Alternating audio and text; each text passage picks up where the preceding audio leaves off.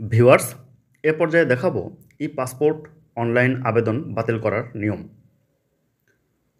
অনলাইনে করা ই পাসপোর্ট আবেদন বাতিল করার জন্য পাসপোর্ট আঞ্চলিক অফিসের সহকারী উপপরিচালক বরাবর একটি লিখিত আবেদন করতে হবে। লিখিত দরখাস্তের সাথে সাথে অনলাইন আবেদনের অ্যাপ্লিকেশন সামারি পেজের কপিটি যুক্ত করে দিন।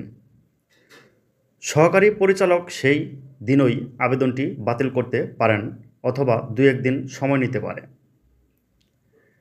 পাসপোর্ট অফিসে অনেক দালাল আবেদন বাতিল করে দেওয়ার জন্য আপনার কাছে টাকা চাইতে পারে। কোনো প্রয়োজন নেই দালালকে বাড়তি টাকা দেওয়ার। শুধুমাত্র পাসপোর্ট অফিসের সহকারী উপপরিচালক বরাবর স্বহস্তে একটি দরখাস্ত লিখে আবেদনটি বাতিল করতে পারবেন।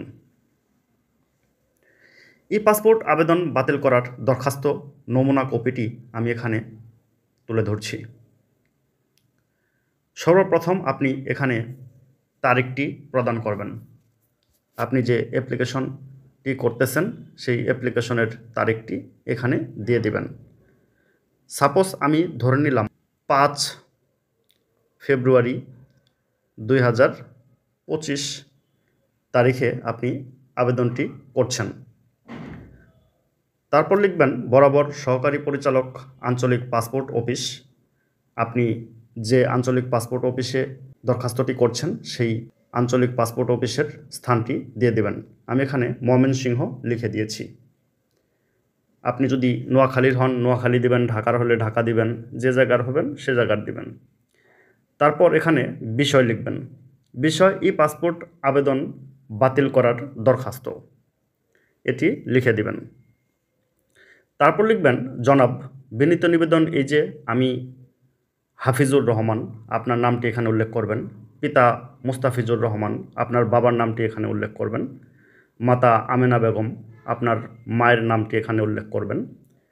আমি গত 2 ফেব্রুয়ারি 2025 তারিখে ই পাসপোর্টের জন্য একটি আবেদন করি, যার অনলাইন রেজিস্ট্রেশন আইডি নাম্বার, এখানে আপনার অনলাইন রেজিস্ট্রেশন আইডি নাম্বারটি এখানে উল্লেখ করবেন।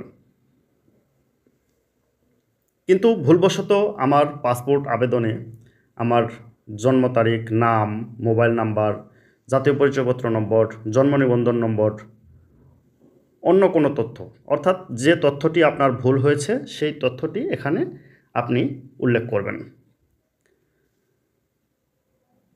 উল্লেখ করে লিখবেন ভুল লেখা হয়।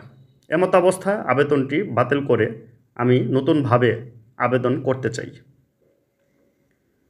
অতএব মহোদয়ের নিকট বিনীত অনুরোধ এই যে উপরিউক্ত সমস্যার কথা বিবেচনা করে আমার ই পাসপোর্ট আবেদনটি বাতিল করতে আপনার একান্ত মর্জি হয়। সর্বশেষে লিখবেন বিনীত নিবেদক, আপনার নামটি দিবেন, তারপর আপনার গ্রামের নাম দিবেন, উপজেলার নাম দিবেন, তারপরে জেলার নাম দিবেন। দেওয়ার পরে এখানে আপনার মোবাইল নাম্বারটি সংযুক্ত করবেন। এভাবে আপনি সহজেই পাসপোর্ট অ্যাপ্লিকেশন বাতিল করার জন্য এভাবে আবেদন করতে পারেন। বন্ধুরা, এ ছিল আজকের ইনফরমেটিভ ভিডিও। ভিডিওটি ভালো লাগলে অবশ্যই শেয়ার করে অন্যান্যদের দেখার সুযোগ করে দেবেন। আপনি যদি আমার চ্যানেলের নতুন দর্শক হয়ে থাকেন, নতুন ভিউয়ার্স হয়ে থাকেন, অবশ্যই চ্যানেলটি সাবস্ক্রাইব করে পাশে থাকা বেল আইকনটি অন করে রাখতে ভুলবেন না। থ্যাংক ইউ ভিউয়ার্স, আসসালামু আলাইকুম।